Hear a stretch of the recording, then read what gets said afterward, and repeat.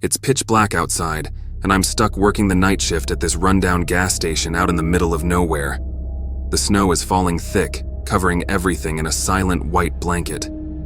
Now, I've pulled my fair share of night shifts, but this one was different right from the start. The buzz of the flickering fluorescent lights overhead was the only thing keeping me company. I was just trying to keep warm, staring out at the snow through the grimy windows. The clock was ticking slower than ever, and I couldn't shake this weird feeling like I was being watched. The first couple of hours were routine, selling a pack of smokes here, a hot cup of coffee there. There were barely any cars on the road, and the occasional one that did show up seemed just as eager to get out of the cold as I was to see a customer. As the night went on, things got quieter. The hum of the refrigerator seemed to echo through the empty aisles. I tried to keep busy, wiping down counters and restocking shelves, anything to pass the time. But as the minutes turned into hours, I couldn't shake this unsettling feeling like something was off. That's when I noticed a car pull into the parking lot.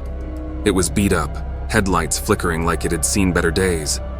I watched as the driver's side door creaked open, and out stepped this guy. He was wearing a heavy jacket, collar turned up against the biting wind. I couldn't see his face, it was hidden beneath the shadow of his hood. The guy shuffled into the store, hands buried deep in his pockets. I gave him the usual nod, but he didn't acknowledge me. He just headed straight for the coffee machine, pouring himself a cup without saying a word.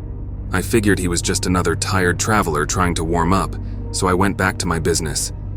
As I was mopping the floor, I caught the guy staring at me from behind one of the aisles. It was the kind of look that made my skin crawl, like he was sizing me up or something. I tried to shake it off, thinking maybe he was just an oddball passing through. Things took a turn when he approached the counter. Still not saying a word, he handed me a crumpled-up bill and bought the cheapest pack of cigarettes we had. I gave him his change, expecting him to leave, but instead, he just stood there, staring.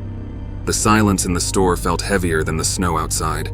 I tried to make small talk, asking if he needed anything else, but he just mumbled something incoherent and walked away, disappearing into the darkness. That's when I got this gut feeling that things were about to get real weird. The guy didn't leave the parking lot. I watched through the window as he paced back and forth, occasionally glancing back at the store. I couldn't shake the feeling that he was watching me, studying my every move. It was like he had nowhere else to go and was waiting for something or someone. Now, I'm not one to easily freak out, but as the minutes dragged on, I couldn't shake this growing sense of dread. I tried calling it a night, turning off some of the lights and pretending like I wasn't there, hoping the guy would get the hint and move on. But no such luck. The minutes turned into hours, and he was still out there pacing like a caged animal. I started to wonder if I should call the cops, but this little gas station was in the middle of nowhere, and I wasn't even sure if my phone had a signal. That's when I made the decision to hide. I know it sounds crazy, but something about that guy made me feel like I was in danger. I turned off all the lights, locked the door, and hid behind the counter, peeking through the shelves. The store was plunged into darkness, and all I could hear was the wind howling outside. I waited, heart pounding, hoping the guy would just give up and leave. But instead, I heard the sound of footsteps approaching the door. The guy was trying to get in. Panic set in, and I held my breath, praying he wouldn't break through. Then, the red and blue lights of a police car flashed through the window. I let out a sigh of relief, watching as the guy froze, realizing he was about to be in a world of trouble. The police officer approached him, and I couldn't hear what they were saying, but the guy's body language screamed guilty. They took him away, and as the police car disappeared into the night, I finally let out a breath I didn't know I was holding. I stayed hidden for a while, trying to process what had just happened. When I finally mustered the courage to turn the lights back on and open the door, the cold air hit me like a punch to the face.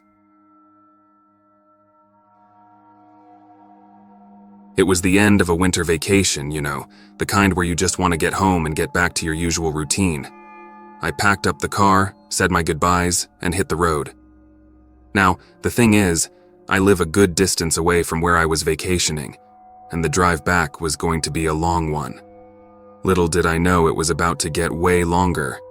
The sun had already set by the time I hit the highway, and the temperature had dropped enough to make the roads icy.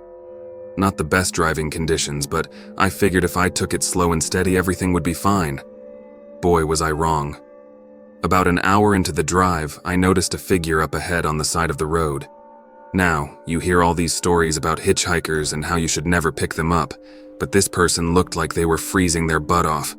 Call me a softie, but I decided to pull over. The hitchhiker was this tall guy wearing a beat-up jacket that looked like it had seen better days. He had this scruffy beard and a tired look in his eyes.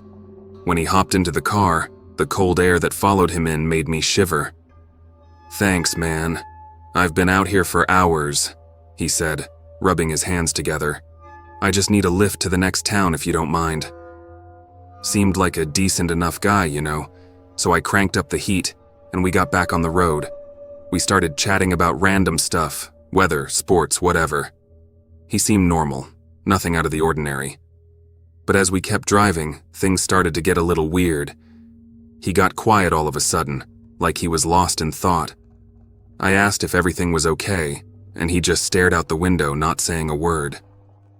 The silence was making me uneasy, but I didn't want to be rude and kick the guy out in the middle of nowhere. Then he starts talking about this strange dream he had, something about being lost in the woods during a snowstorm. It was kind of creepy, but I figured people have weird dreams all the time, right? I nodded along, trying to keep the conversation light. As we drove, the roads got easier and visibility dropped. I was starting to regret picking this guy up, but what could I do? I couldn't just leave him stranded in the freezing cold. That's when he asked me to pull over. I was a bit hesitant, but he insisted he needed to get out. We were in the middle of nowhere, surrounded by snow-covered fields.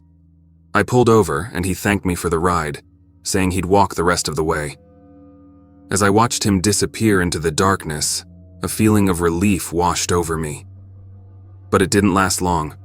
I noticed he'd left something in the back seat, a tattered notebook. I opened it, thinking maybe I could find some info on where he was headed, but what I found inside sent shivers down my spine. The notebook was filled with sketches of me driving, of the car, even the conversation we'd had.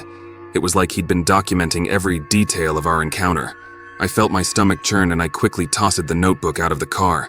I hit the gas and tried to put as much distance between me and that hitchhiker as possible. My mind was racing, and I couldn't shake the feeling that something was seriously off about that guy. I glanced in the rear-view mirror and saw him standing in the road, staring after me with those cold eyes. The roads were getting worse, and I knew I had to call for help. I dialed 911, trying to explain the situation as best as I could. They told me to stay on the line and keep driving until the police could reach me.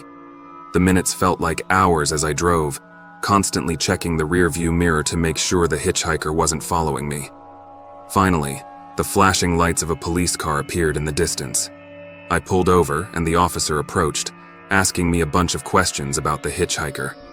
Turns out the guy matched the description of a suspect they'd been looking for in connection to some pretty serious crimes. The police were grateful for the tip, but I couldn't shake the feeling that I'd narrowly escaped something much worse.